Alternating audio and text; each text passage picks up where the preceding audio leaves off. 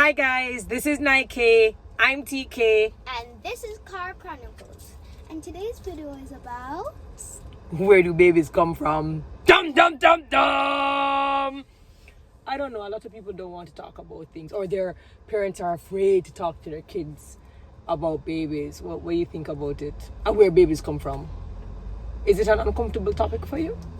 Well, the only thing that's uncomfortable about it is that sometimes I think that when babies are out, they're like slimy.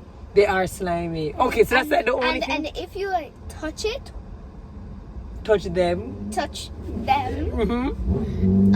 When they're still slimy, it just kind of creeps. It creeps you out?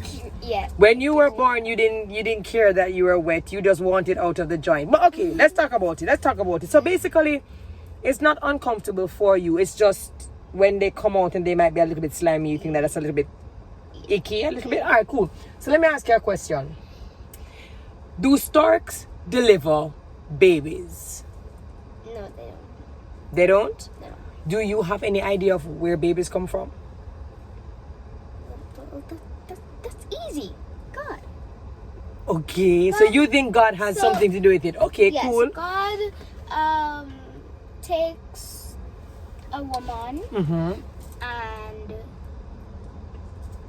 gives her the chance to produce a child. Okay, so God gives a woman the chance to produce a child because she has an egg, Yes. right? Can she do it by herself? Like, can she create life by herself with her egg by herself? Or does she require something else? She requires something else. What is that something else? A man. Okay, so she has an egg that has genetic material that's going to tell you whether Naima is going to be brown or has blue eyes or she's going to be tall, or it's genetic material. I have genetic material that's going to be passed on to you. But I need genetic material from the man, and then the two genetic material come together to create Me. all right. But the thing is that when they come together, these are tiny little cells. You barely even see it. Even if you were to look under a magnifying glass, you couldn't see it. But eventually, yeah, that's how tiny you are, like a rice grain, or even smaller. And then you start to get bigger and bigger and bigger and bigger till you become a full-form baby. Question. It's like smaller than a dot. That's how you started out. Crazy, right? And over a period of time, the cells start to divide, and then they get bigger, and then they start to form different parts. You start to get organs, you start to get, the brain, and then you become a full-form baby within 9 months. The question is, where do babies grow? Do they grow in your stomach, or do they grow in your uterus? Dum dum dum dum! Is the baby going to grow in the uterus, which is another name for the womb, or the stomach? You asking me or you telling me? Guessing? That's honest. Yeah, you're right. The womb. A lot of people say baby born in a stomach or baby grow in a stomach, but you learned in bio that the stomach is just used for Bio? in biology. You learn integrated science or integrated studies. Oh, okay. What you learn the stomach do? Stomach? Stores food, digests food, and then passes it to the where? Anus. Well, the intestines, then the anus. Testing. The womb, though, is actually where the baby grows. But because the womb is right, like under the belly, as the baby grows, it looks like the baby is like in your stomach. But the baby is really in your womb. How small is your womb? Your womb is actually very, very, it's tiny, but it's muscular. So that means as the baby grows, everything makes room for the baby. Basically, baby is in charge of the woman's body. Now, let me ask you a question. Some women, when they get pregnant, they get dark. Some have acne, which is like bumps. Some people get swollen. Do you think it's fair to call like pregnant people fat or ugly or?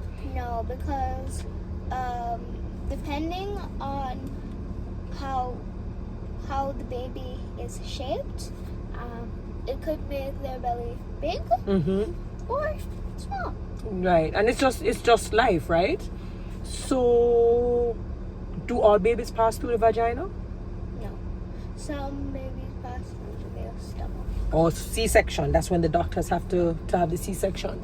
Now, as a baby, would you prefer to pass through the vagina, or would you prefer the doctors to take you out through my stomach? Well, I did come out of this. I did come out of the vagina. Mm-hmm. And I would choose that because I wouldn't want you to have a big line on your stomach. Well, they cut you across, and the doctors actually do a great job to try to make the incision as neat as possible. So you say you prefer to come through my vagina? Yes. Was it a good passage? Like, did you enjoy coming through? Well, it's our first experience. It's a first time experience, and what? How was it? Honestly, I can't remember. Well, I would hope you can remember. Like, duh. But I know that when I came out, I was silent. You were silent. Yeah, you didn't really make a lot of noise when you came out. It was after you kind of looked around like, where am I? Like, what's going on? And then you started to cry. Do you think, and when you come out, you know, they cut that little cord. They cut the umbilical cord. Have you ever heard of that? You see where your navel is? Yeah, that used to be attached to a cord that was attached to mommy. Because think about it. Did it hurt? No, it didn't hurt. But as babies, think about it. Y'all suck the life out of us as mothers. Right? You can't eat while you're in my womb. How you think you eat? You eating. I have to eat. And then that... Let's be healthy. No chicken. Of course, I eat a lot of chicken. I eat a lot of KFC, actually. But anyways, the food goes in the food goes in mommy's mouth, and then it goes through the umbilical cord, and then that is what feeds you. Who you think gets rid of all of your nasty waste as you're pooping in mommy's womb? What do you think happens to mommy? What do you think happens to the waste? Pass on to you. Yeah, exactly. So you use me and my womb as a toilet, and all your waste passes back through the umbilical cord, and then I get rid of it. You see why you mustn't be rude to your mother? You see why you mustn't be rude to your mother? So when you come out, you no longer need the umbilical cord because you can fend for yourself. So you're gonna go on today. So they cut it, and that is what it dries up, drops off, and that becomes your navel. In my book, they said that some parents or some doctors, they put special plants on their navel. They put a plant. Oh, some people plant the umbilical, the cord, the part that drops off your navel. Some people actually plant it. Come to think of it, I don't know what my mother did with mine. I don't know where mine is, but yeah, that's something that people do. But the question is, when you hear mommy talk to you about babies and your body, and that is if you choose to have children, because nobody's forcing you in this world that because you're a girl you have to get pregnant and you have to have a child. That's your decision, that's your choice. But when speaking about it, does it make you uncomfortable, or is it like, okay? Okay. Do you love your body? Yes. Do you love mommy's body? Yes. Are you grateful for all of the waste mommy got rid of when you were in her uterus? Yes? Okay. And you were saying, and just to be clear, you were saying that not all babies come out vaginally, some come out. The doctors have to take them out, right? But regardless of where you come from, a healthy baby is the best baby, right? Mm-hmm. Any questions you have for mommy? Or any more questions about babies and all of that stuff? Wait, no, I have a different question.